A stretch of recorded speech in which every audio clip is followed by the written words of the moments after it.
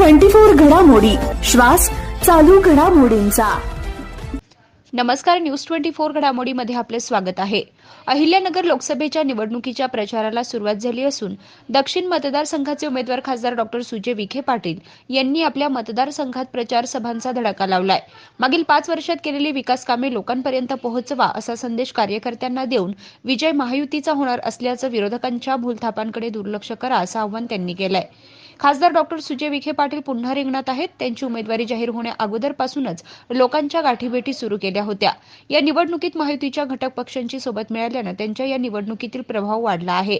महायुतीतील घटक पक्षांना जोडीला घेत डॉक्टर विखे पाटील यांनी लोकांशी थेट संपर्क सुरू केला असून त्यांना भरघोस प्रतिसाद मिळत आहे। विरोधकांच्या टीकेकडे दुर्लक्ष करून केवळ मागील 5 वर्षात केलेल्या विकास कामांची माहिती ते जनतेला सांगत आहेत। मागील 5 वर्षात लोकसभा मतदारसंघाच्या विकासासाठी केंद्र आणि राज्य सरकारच्या माध्यमातून निधीची उपलब्धता केली। राज्य आणि राष्ट्रीय महामार्गांचे प्रश्न मार्गी लागले। व्यक्तिगत योजनांची अंमलबजावणी प्रभावीपणे झाली। त्यामुळे प्रत्येक योजनेचा लाभ मतदारांपर्यंत पोहोचवण्यासाठी आपण पुढाकार घेतला। तालुक्यात आता औद्योगिक वसाहतीकरिता जागेची उपलब्धताही झाल्यानं या भागात नवीन उद्योग येऊन रोजगार निर्मितीला संधी असल्याचं डॉक्टर विखे पाटील यांनी म्हटलंय। प्रतिनिधी स्वामी गोसावी, न्यूज 24 घडामोडी, अहमदनगर।